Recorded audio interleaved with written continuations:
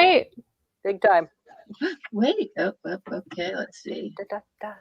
There we go. Okay. Well, we're live on something, getting a little message about something else.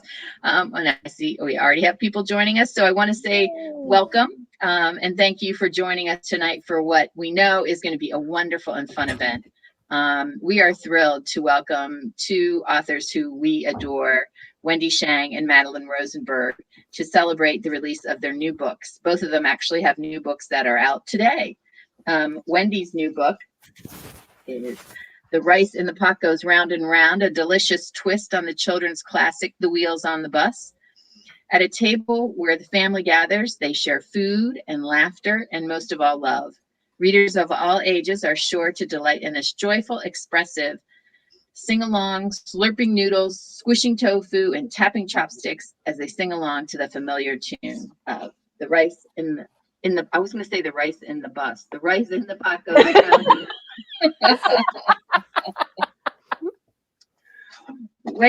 Madelyn's new book is One Small Hop, and it's perfect for fans of Carl Hiaasen's classic Hoot.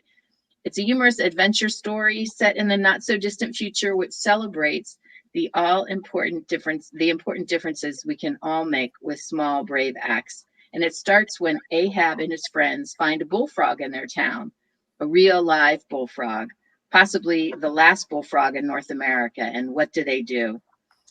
In addition to writing their own books, Wendy and Madelyn have collaborated on This Is Just a Test and Not Your All-American Girl. And I just want to say, yes, after watching their event for Not Your All-American Girl, I bought a hula hoop because the two of them were hula hooping on their during their event. Unlike them, I was terrible. And even watching videos, I'm still terrible. But I do want to say they had an instructor from Australia who helped them. So, I'm hoping they'll give me some tips because I do still have the hula hoop sitting over in the corner of my room. But in addition to writing their own books, they also, writing together, they also have their own books. Wendy has written The Great Wall of Lucy Wu, which was awarded the Asian Pacific American Award for Children's Literature, and The Way Home Looks Now. And Madelyn is also the co-author of Dream Boy, which was co-written with Mary Crockett, and many books for younger readers, including the How to Behave books and Cyclops of Central Park, which is the cutest book ever. If you haven't read it, you really should. After writing together for a long time and just being great friends, they're kind of taking a little different approach to tonight's event, which I think is going to be so much fun. They have decided to engage in a friendly trivia competition to see who knows the other's books better. Now, I'm not going to make any wagers on tonight's event, but I bet it's going to be quite competitive and fun. If you'd like to ask any questions, please feel free to put them in the chat box on the side, and we'll do our best to get to them at the end after the competition and book discussion. So I'll be keeping track of that. I'm going to take myself out and let you listen to the important people of the evening, Madelyn Rosenberg and Wendy Shang. Oh, yay. Thank you so much, Eileen, and one more page. Yes, thank you. We love being here. I know. And Maura's going to make me cry already. So, knock it off, Maura. What did she do? I see nothing. She's like, I wish you could see me because I can't stop smiling at you both. Oh. All right. So to start, like Eileen said, Wendy and I have been writing together a lot lately, and now we're trying this solo business. So it's like, we've been Led Zeppelin, and now we're both Robert Plant, and it's a weird feeling being Robert Plant. And just by sheer happenstance, we had our books come out on the same day because they weren't really originally scheduled for that. Right. Yeah. So. Yeah, it was it's fate. Mail and delivery systems and all kinds of things that kept pushing us back and back until we're here. We're here. So to start, can I introduce your book first? Yes, sure. Okay. So, and I don't have to sing Wendy's book. She's going to do that herself. So the pressure is off of me. and on her. And Wendy's new book is called The Rice in the Pot Goes Round and Round. And it's a book that's about family and togetherness and, of course, food, which is something that we all love.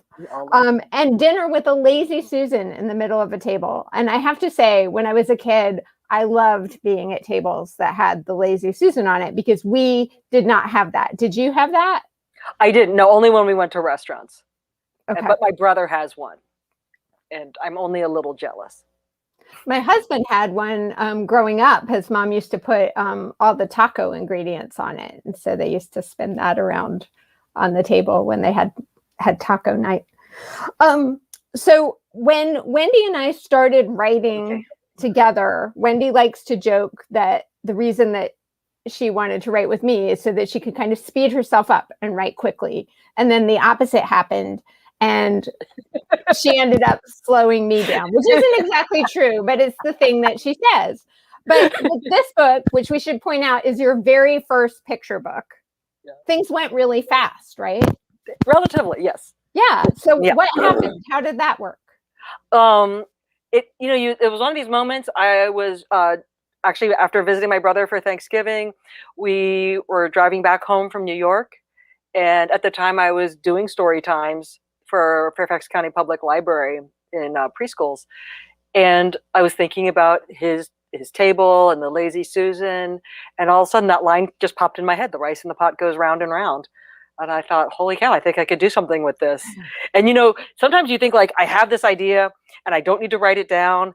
And then you forget what it was. But this one actually, like, I didn't write it down and it stuck. And then I kind of just started writing out all the verses.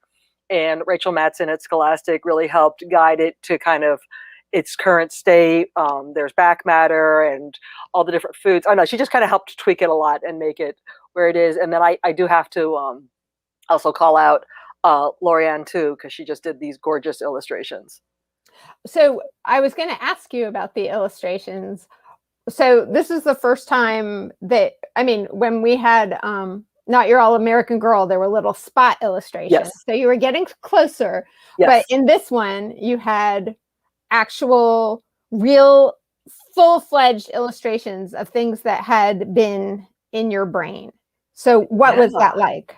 It was amazing. And, it's, that whole thing about how they don't let writers and illustrators get together, right? Because they want the illustrator to have their own view. But she knew what I was talking about in the words. And the first things I saw were black and white. I had gone up to New York and Rachel kind of passed off these early illustrations. And even then, you could just sense the joy, the enthusiasm, the love. And when I actually got to meet Lorianne online, it was like, oh, that's her. She's just this joyous, happy person. And so it was absolutely thrilling. And then to see it in color was just like a whole nother level of excitement. And it's a joyous, happy book too. Do you have a favorite spread? Oh, good question. I think I like the end. I like the end where you see the whole family sitting down together and the little girls kind of like, we never say that she's the narrator, but that she's clearly the one that, the song is coming from. And so, yeah, I think I like that one, but they're all gorgeous. And do you have any particular food memories from your childhood, from growing up? Oh, with regard to the illustrations in the book, I think the big one is the Peking duck, because that was the sign that we were celebrating something special. Like this was, an important event. And I always the funny memory I have is my mom used to make it, and part of the process is you have to dry out the duck. And where we were living had a carport, and so she would string the duck up. She would throw a rope over the rafter and tie it up. And we had a dog, and I remember just coming home from school and we had the dog tied up in the carport, and the dog would just be sitting in the middle of the carport looking straight up, just using all her doggy energy, wishing that rope would break and the dog would fall down. Oh, and that's my favorite part when I've heard you read/sing this book out loud, is the roll up the duck line. My favorite, because you give it that little extra something something. So do you want to go ahead and read now? Sure, I will read, and then we will do your. I'm wondering if. Okay, I think. Let's see if I can do it. Let's see if I can do a share screen. You know what? I'm not going to do that. That looks too scary. Okay. All right, guys. All right, here we go. And I'll just do my best to hold this up. Can you guys hear me okay? So in the beginning, we see the family coming to their grandparents' house. And then they come in, they take off their shoes, right? When my family gets together, we laugh and sing, laugh and sing. Family gather, we laugh and sing at the table where my family gathers round. The rice in the pot goes round and round, round and round, round and round. The rice in the pot goes round and round at the table where my family gathers round. Dinah drinks her tea with the hoo, hoo, hoo, hoo, hoo, hoo, hoo, hoo, hoo. Dinah drinks her tea with the hoo, hoo, hoo at the table where my family gathers round. Yaya eats noodles going slurp, slurp, slurp, slurp, slurp, slurp, slurp, slurp, slurp. Yaya eats noodles going slurp, slurp, slurp at the table where my family gathers round. Mama picks a dumpling and serves one, two, serves one, two, serves one, two. Mama picks a dumpling and serves one, two at the table where my family gathers round. All right, here's the one. Baba takes a pancake to roll up the duck, roll up the duck, roll up the duck. Baba takes a pancake to roll up the duck at the table where my family gathers round. Gugga eats tofu with a squish, squish, squish, squish, squish, squish, squish, squish, squish. Gugga eats tofu with a squish, squish, squish at the table where my family gathers round. Jeja holds chopsticks going tap, tap, tap, tap, tap, tap, tap, tap, tap. Jeja holds chopsticks going tap, tap, tap at the table where my family gathers round. Dee Dee sucks an orange and says yum, yum, yum, yum, yum, yum, yum, yum, yum. Dee Dee sucks an orange and says yum, yum, yum at the table where my family gathers round. When my family gets together, it means I love you, I love you, I love you. When my family gets together, it means I love you. At the table where my family gathers round. And then there's back matter describing some of the food, the characters for the food, the different family names that you heard in the song. I'm sorry, this is like backwards from what I used to. And a little bit about dining etiquette. Yay! Yay! All right. Now we get So now we get to move on to Madelyn's book, which I'm so excited about. And I was thinking before here, like I actually to sing in front of my peers is a little bit intimidating, but Madelyn was the one who actually gave me the courage to do it. And I think that's like a great theme in this book is the courage that your friends give you. I'm so in love with this book. It's got all the classic elements of the books I loved growing up as a kid, going on an adventure, a mission where the odds seem just stacked against you. And it's set in this not too distant world that I think, Madelyn, you just did such a marvelous job of picking out these little details. And it's almost like a warning, like, come on, guys, like pay attention because this could actually be a reality if we don't start, doing better for the planet. And that was my first question for you, Madelyn, is like, how did you decide how far you wanted to push this kind of not too distant future? Like, how did you decide what details to focus on? So I didn't want it to be too far away. I wanted it to be far enough away that it felt like it was the future, that it felt different. Definitely, yeah. But definitely. I wanted it to feel like it was still, that there was still something that we could do. I just didn't want us to be so far gone that making some sort of change felt like a complete impossibility. And so that's kind of how far out I put it. Yeah, this is not water. Like you didn't go to Waterworld level, right? Like you kind of like yeah. We're like backing up from there. Okay. Yeah. Okay. Yeah, I think that's a good choice. And then another aspect I love is that these kids are on bikes. You know, like they're going on an adventure on bikes. My brother is a great bicyclist and started. You know, he kind of went on these adventures. Like, what was your relationship with the bicycle as a child? Like, were you one of these kids too? Yeah, I mean, when we were kids, everybody in our street had bikes. You know, the bikes with the banana seats. Some of them with, you know, those very lovely 70s flowers on it that I would really kill to still own today. And when we were on bikes, kind of riding around the neighborhood together, we felt like a gang, you know, like sort of a biker gang. And also there was that feeling of independence that you get when, you know, you can just get that a little bit farther afield. Sorry. Now it's a real online meeting. Yep. It's real. So, you know, just having bikes for these kids, it just felt like something that could take them, you know, farther away. It does. It takes them all the way to Canada. Right. Yeah. but you know, just gives them that much more independence. Okay. Yeah. Yeah.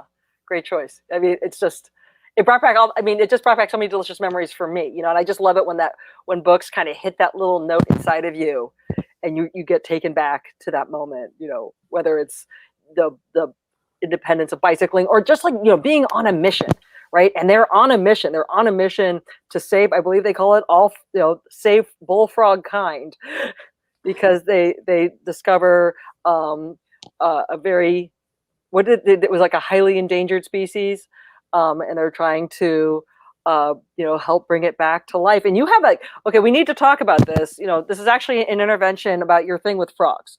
Yeah. So because your books have frogs interspersed everywhere in them. So what is it?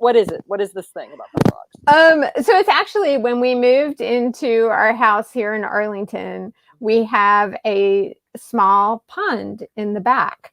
And there were frogs in the pond when we moved here. And I completely fell in love with them. And everybody that sees our house is like, oh, did you put that pond in yourself?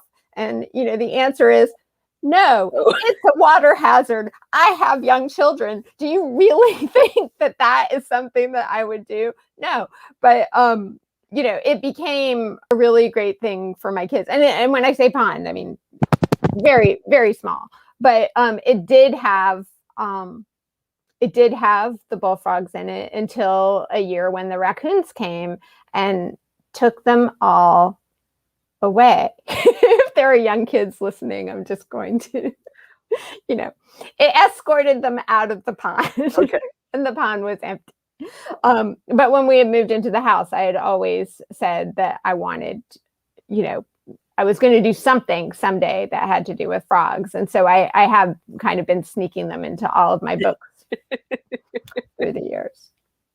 Excellent. Excellent. Will you read for us? Will you read? I will. I'm going to read from the very beginning of this book.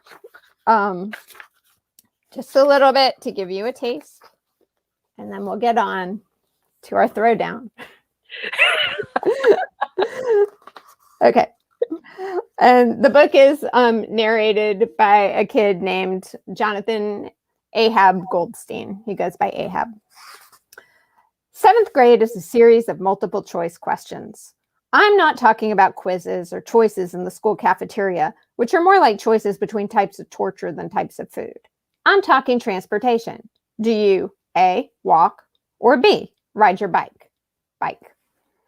I'm talking ethics. Do you A, tell your middle school principal that her records are completely vulnerable, or B, hack them? Hack, though Davy is better at it than I am. I'm also talking personal safety. Do you A, take Davy's bet and wade along Blue Harbor's toxic shoreline, or B, avoid it like the plague? Take the bet. And I didn't get the plague or even toe fungus, but I did get a weird respiratory thing that kept me out of school for 2 weeks. Davy blamed himself for mentioning it. Social situations require more letters of the alphabet. For instance, Say it's Friday afternoon and you witness your so-called friends hanging out with your so-called enemy. Do you, A, pretend it doesn't bug you that your friends are talking to Derek Ripley, a guy who's hated you since second grade? B, keep walking and pretend you don't see them. C, go right up to them and ask them why they're even hanging out with Derek Ripley when they know he still calls you Slime Boy. Strategically, B has always worked for me the most often, so I stepped into the courtyard and stared up at the clouds, which were white and fluffy, but still somehow ominous against the painted afternoon sky. This is not a metaphor. The sky was literally painted on the underside of the awning that covered every centimeter of the courtyard at Blue Harbor Middle School. The awning was supposed to protect us from what Principal Brown called the elements. Basically, it meant that school authorities had decided the best way to preserve student health was to put up the equivalent of a giant umbrella. Yo, Goldstein! Derek noticed me first. His voice was tough and low, as if he was trying out for Detective Number 2 in the school play. I pretended I was shocked and surprised to see them all standing there. Yo, I said, even though I'm not the yo type. Did you hear? Derek said. Varney found a lobster. So, we were always finding lobsters, or pieces of them, along the banks of what we still called Blue Harbor. The original harbor was washed out before I was born, when the ocean swelled up and swallowed half our town, and every other town along the East Coast. It moved our shoreline to where Main Street used to be. We could see slabs of pavement below the surface when the sand shifted, which was pretty much all of the time. There were still calm spots, but the waves mostly came at the shore like they were looking for a fight. Sometimes the waves brought shells with them, or lobster claws, always detached. I had a jar of them at home, dry and light as dust. So, Derek mimicked, you wouldn't say that if you knew what I knew. Oh, just tell him, Derek, said Delphinium Perez, her face glowing, her mouth looking like it wanted to tell. Under normal circumstances, Delphinium would have told. She talked to me more than any other girl in Blue Harbor, including my own sister. But Derek was king of the moment. I walked toward him, a magnet compelled, and understood why my two best friends had stopped to listen. I almost forgave them. Delphinium with her skinny arms and sneaky smile, and Davy Hudson, who memorized Latin phrase books and was shorter than everyone else because he'd skipped a grade. I could have skipped a grade too, but my mother didn't want me to be too far from what she called my socially correct peer group. I pictured the 7th graders I knew. There wasn't anything socially correct about a single one of us. Just tell me, Derek, I repeated. What's the big deal? It's alive, Davy crowed, forgetting all about Derek's kingly status. For real? For real, Slime Boy. It was moving its claws and everything. I'll bet it weighed 1.5 pounds. Is that a lot? Asked Delphinium. She had been named, like her sisters, after New England's recently extinct wildflowers. Indigo was the luckiest in her family. Lupine, which sounded like a scientific name for porta potty, came off the worst.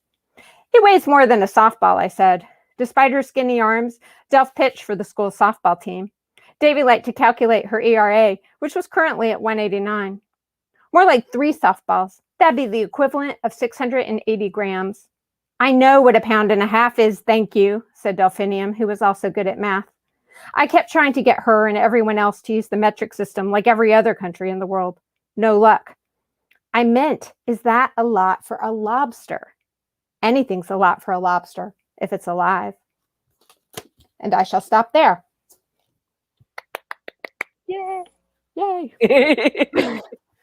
Oh, and then oh, just Okay. I'm like thinking back what happens to the lobster. So, but all right, we will move on. We will move on. You have to read the book to find out. But I just think you've just done an amazing job. All right, do you want to go first, or shall I go first? Well, first we will introduce our trivia contest a little bit. Okay. And this is supposed to be like the trivia on Wait, Wait, Don't Tell Me. If any of you watch that show, do we have any fans out there of Wait, Wait? I hope. Yay. Somebody. So we have each devised a few questions, some of us with more help than others of us. And Yeah, who could that have been? And maybe some audience help could be needed.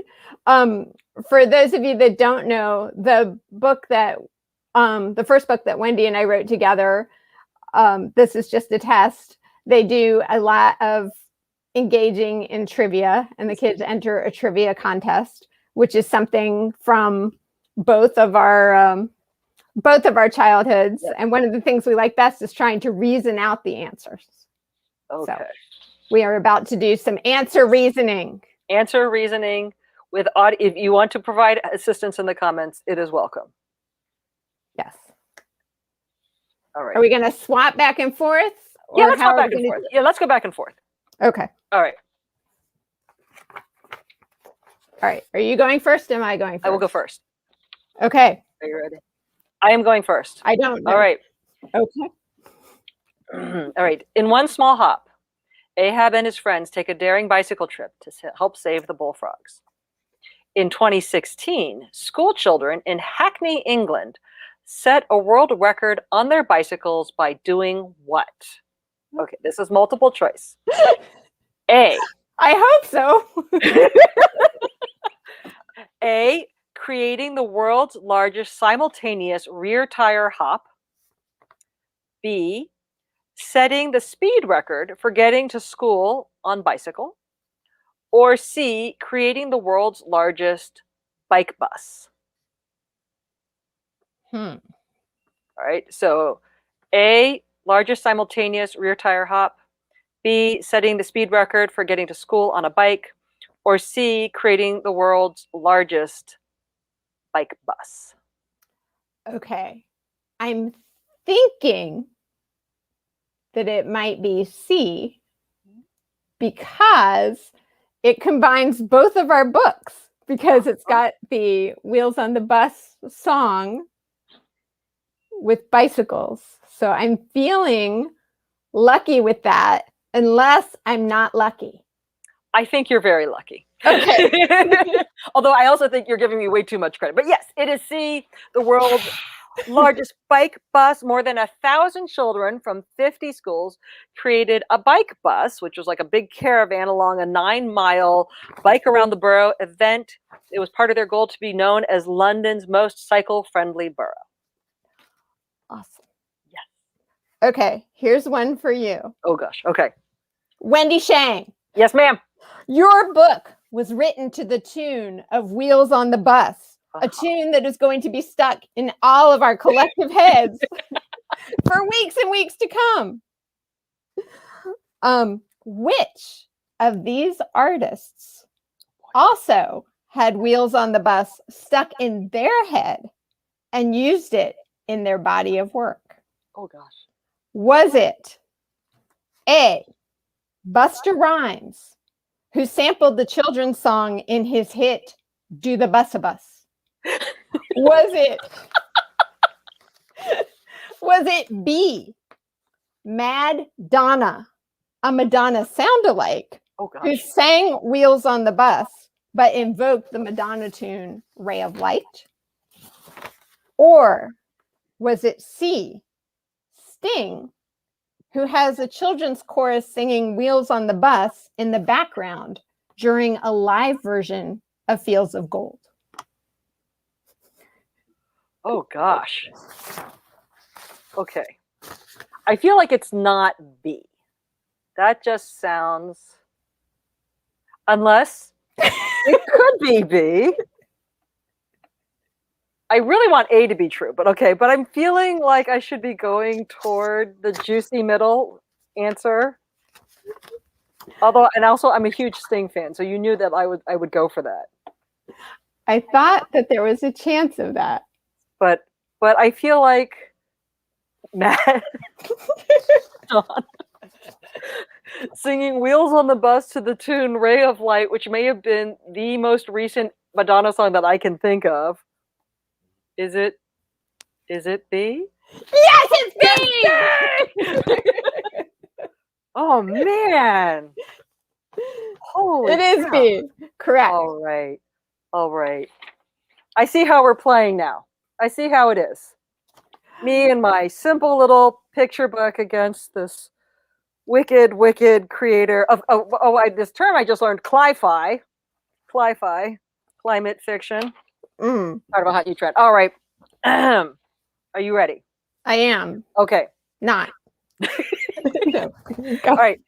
In one small hop, the earth has become sufficiently polluted that when Ahab comes in contact with water, to the great consternation of everyone, they are very, very concerned about him. He immediately develops a rash.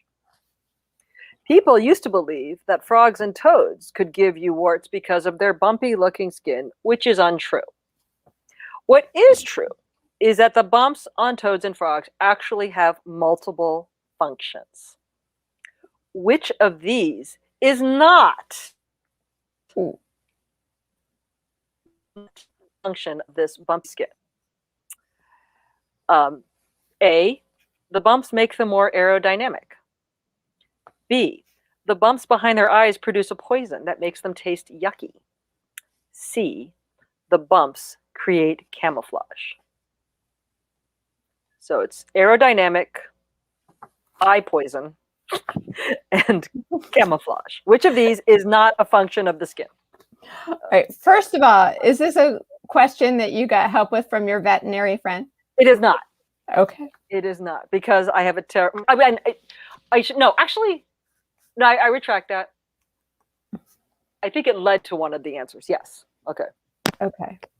Yes. My guess is going to be A, because bumps would not make you aerodynamic. They would get in the way of your aerodynamicness. Yes, you are correct. I am correct. Yes. Yes. Awesome. Yes. Okay. Switching. Very clever. Very clever. All right. Switching for you. All right. Let's talk about rice in the pot Oh, for boy. a second. Okay. In the United States, Yes. Hawaii is the state with the highest rice consumption per year. How much rice do they consume per capita? Per capita? Yes. All right. Is it 100 pounds of rice, the equivalent in weight of a baby hippopotamus? Is it 200 pounds, the equivalent weight of a dryer? Or is it C, 500 pounds, the equivalent weight of a moose? All right. I don't think it's C. That does not seem. Thinking about how much rice we eat quite a bit of rice, but we're not full-time, we eat other starches. 100. Such as potatoes. Just potatoes, yes. Or breads. Okay. So that leaves us with 100 or 200. I think I'm gonna. All right. So my rule of thumb is if you're given multiple choice, you just go with the middle number. So I feel like I'm being called to that answer. Does anybody in the audience? Does anybody have an idea? Anybody have a thought on what the per capita consumption of rice in Hawaii?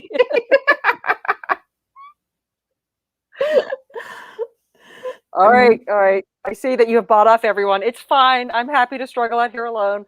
I'm going to go with B.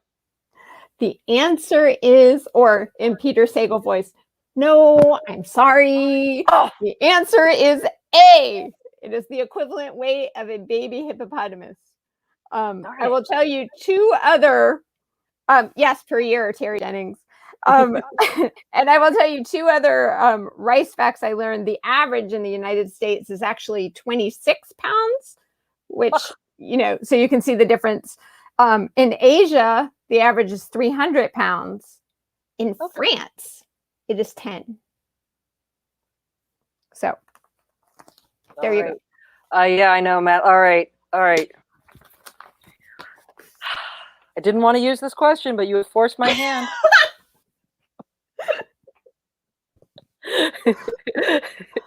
All right. So, in this futuristic world that Madelyn has created in one small hop, you have created, the countries of the United States and Canada do not get along. But in the real world, the US-Canadian border is famously known as the world's longest undefended border, extending more than 5,000 miles. Okay, so that's not part of the question. We keep going. Okay. One of the most famous points along this border is Niagara Falls.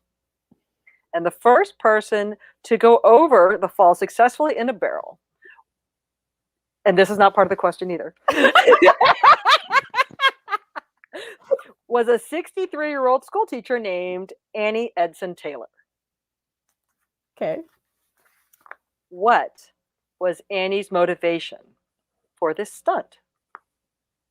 Was it A, to create a faster way to get to B, all about Benjamins? Or C, was it to win a bet with her husband? Whew.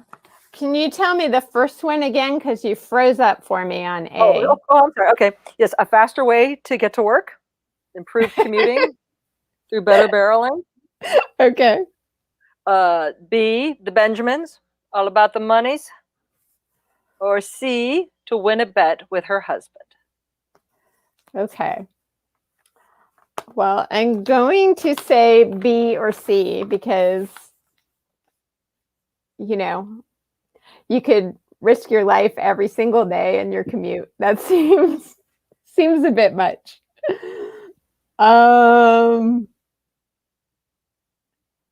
Okay, I'm gonna go with. Wait, she made a school teacher's salary, right? Yes. Okay, so I'm gonna go with money. Yes. It was money? Correct. Yes. All right. Darn you and your amazing sense of your powers of reasoning. All right. Yes. So the correct answer is B. Her husband actually died in the Civil War, and lacking financial security, Annie decided to have a go at the falls. She herself designed the interior of the barrel and tried it out on her cat first. The cat was fine. And sadly, she did not derive much fame or fortune from the stunt, which is why we don't have phrases like as daring as Annie Edson Taylor. But we should. Okay, your final question has to do with the noodles on the table that goes slurp, slurp, slurp. Slurp, slurp, slurp. How long is the world's longest handmade egg noodle? Oh, wow. Okay. According to Guinness in 2019. There might be a more recent one. All right. I was going with the 2019 stats. Okay. Is it 602 feet long, a little taller than the Washington Monument, 1,000 feet long, a little shorter than the Chrysler Building? What? Or 1,454 feet long, the height of the Empire State Building?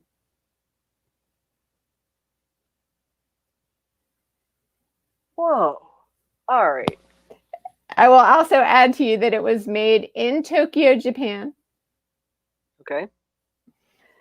And it's supposedly a continuous piece of dough.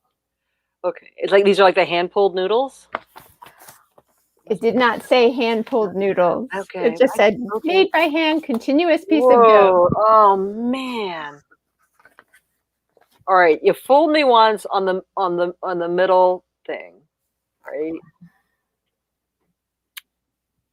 I'm just having a really hard time believing. I mean, I thought you were going to go down from the first number, so the fact that you went up, but I could read them in reverse order.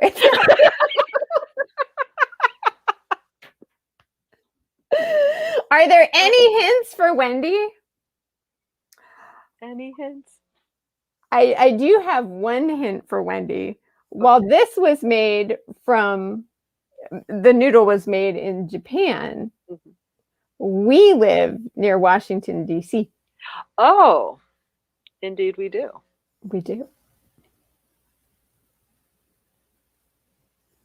So would it be the one closest to the height of the 640A? 602, we won, you're right! Yes! Excellent! There are sound effects on Wait, Don't Tell Me. Are there? They're not like, there are. All right.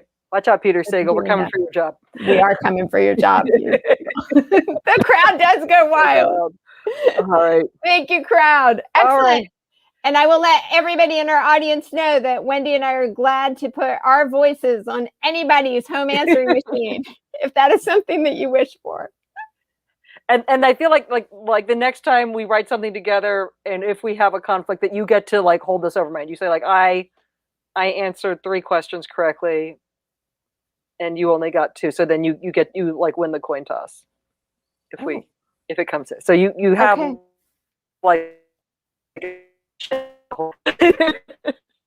I didn't even ask for that power. I feel like you need I should give you a prize though. Like, like that was legit. Well, we all were discussing in the chat about how these questions were very hard. Oh, look at that. Did you see that nice note from Karen that you have set a whole new standard for shared book promotions? Oh. And I think you should take that as a very positive comment. That it's a high bar standard that you guys. There's been singing, discussion, quiz show.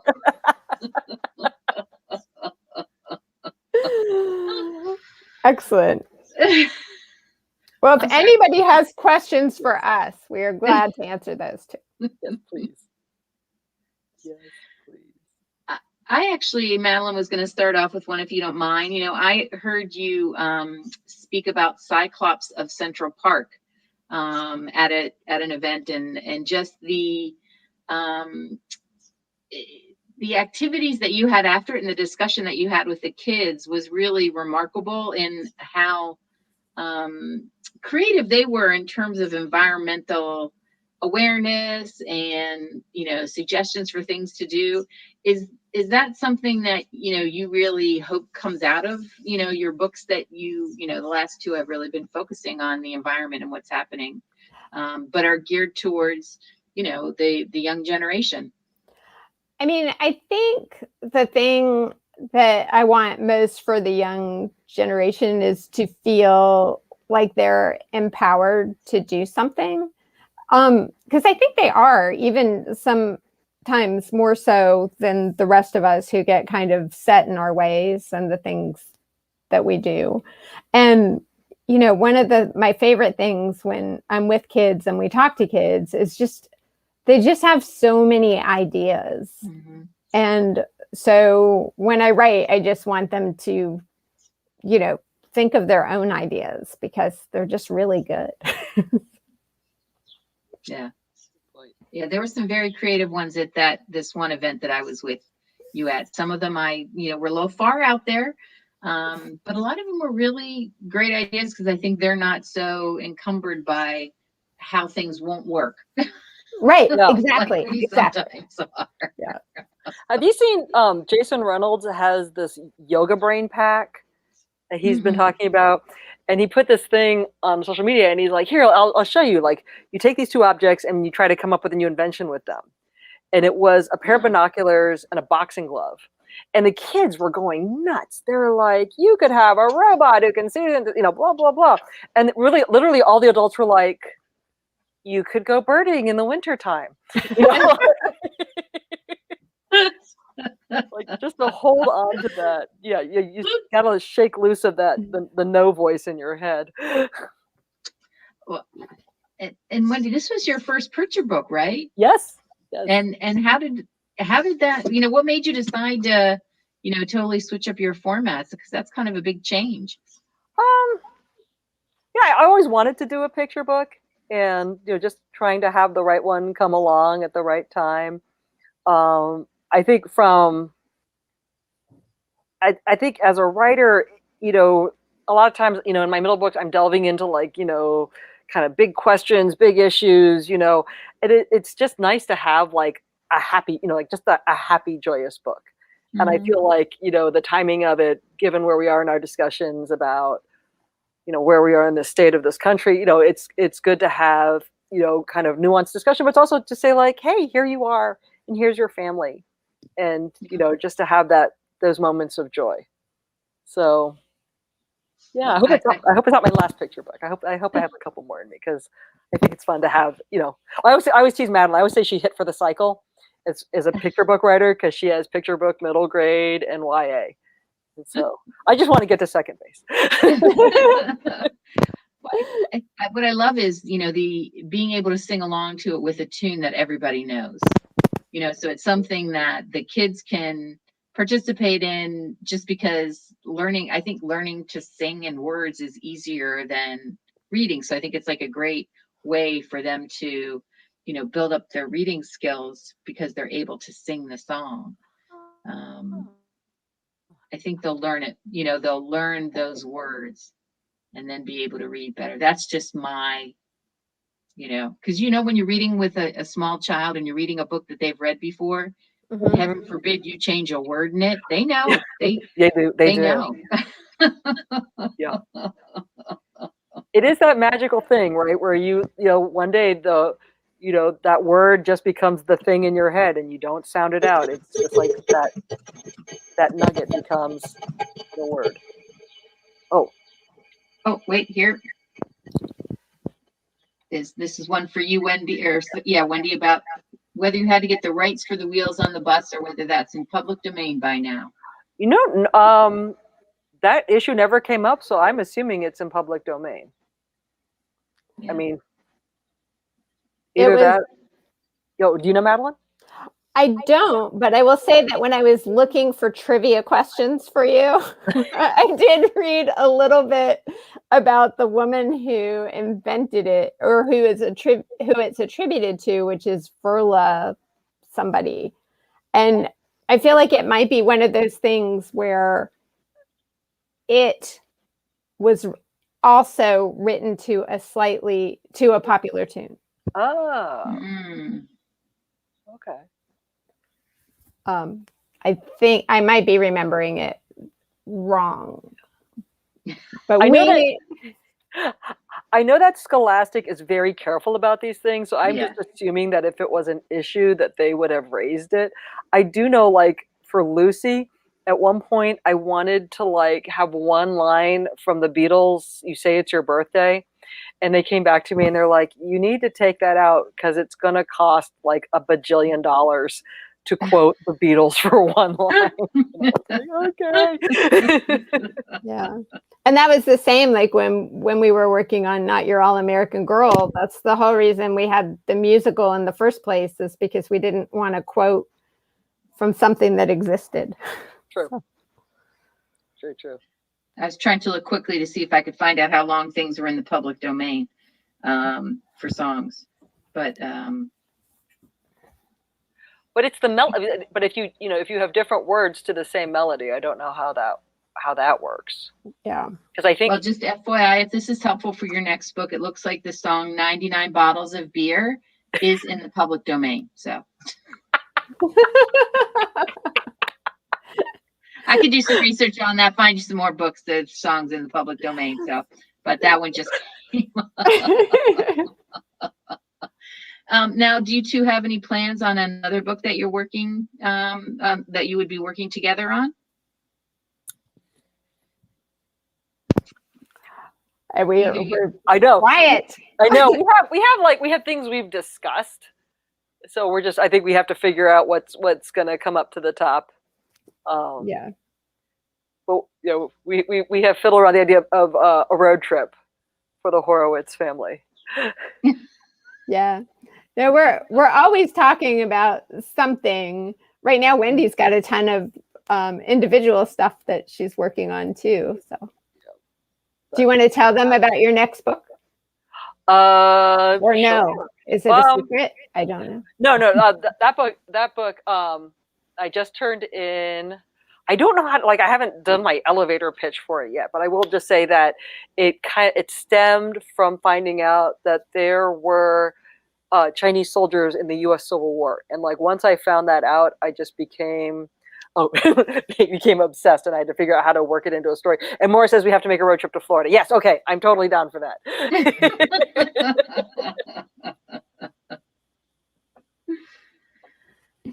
Madelyn, I think you missed it, but I was telling Wendy that I saw on the news about an alligator that had climbed a fence to get into it was like a naval base down in, I think, Jacksonville, Florida. And I was now I'm worried about alligators climbing fences. So in Florida. So not a road trip to Florida, then a road trip to Minnesota, maybe. Make sure it's a very high fence.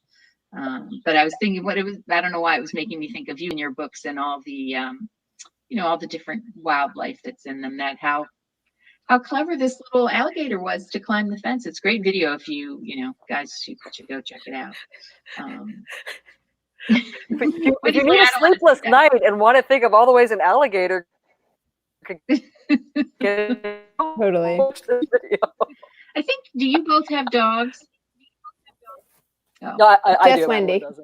I was just wondering if if your dog is eating the cicadas that are out there, and if either one of you have thought about introducing a cicada into your portfolio of books now. My kids say that I am obsessed with cicadas. So sure. Especially, did everybody read the article in the Washington Post about cicada pee? I hope so. Oh gosh, no. No. At this point, I would pay for an app that would turn every picture of a cicada in my social feed into a puppy, because I'm sorry, I'm just not down with them, and I know what they look like. And I'm done. Does Zoey go after them when you're out? We went on one walk where she kept snapping at something, but I think she's figured out that she doesn't like the taste, and so she pretty much leaves them alone. So, Madelyn, you asked Wendy about what she's working on. Are you working on anything right now?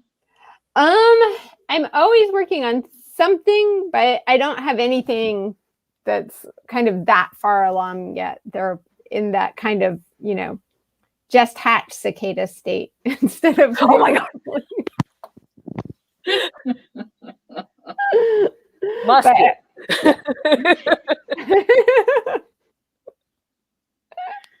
I was going to say, it looks like we have your friends are all like wanting to say hi and congratulating you, but not any more questions. So if there's anything else you guys want to say before we wrap up, I'll let you jump in there and say it.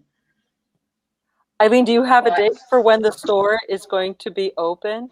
That's the question. I'm just holding up your books again. Oh, we actually this week are starting appointment only shopping for our Patreon customers, and then we're targeting to open 2 weeks from today, actually, on June 15th. We're very nervous about it.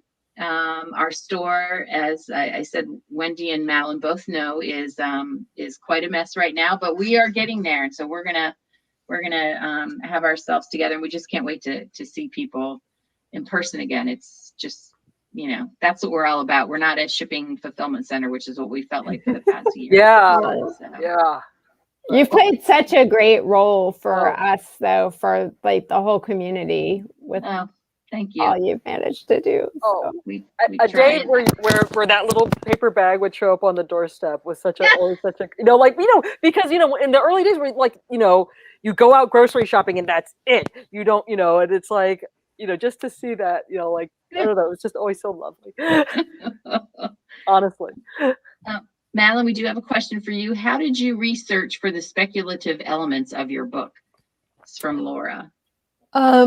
So I started out doing a lot of research, and I hit a point where I just kind of hit a brick wall in the research, because it got super depressing actually to read all of the stuff that I was reading.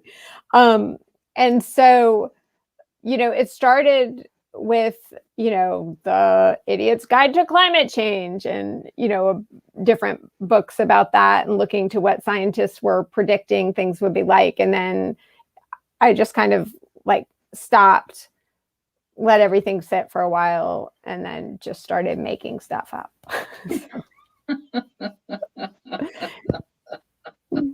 which Wendy knows from our experiences working together. Like, I usually have a hard line. Like, I really do like things to be based in research and based in fact. And I had a hard time stomaching some of the facts. Well, and you also need to keep, I'm sure, an element of hopefulness in it for your audience. Of course. Yes. So, yeah. Which there is. Heard Bill McKibben speak, and that's, I mean, it's so compelling, but it can also be just so depressing. And it's I'm sure, a real hard balance to get people's and children's attention and passion so they know how important it is without making it too heavy that they feel that they can't have any kind of impact or influence on it. So folks, I dropped the links in the notes on how you can purchase these books. Wendy and Madelyn will sign them for you. And even if I have to drive them and leave them on little paper bags outside the front door, I know where they both live. But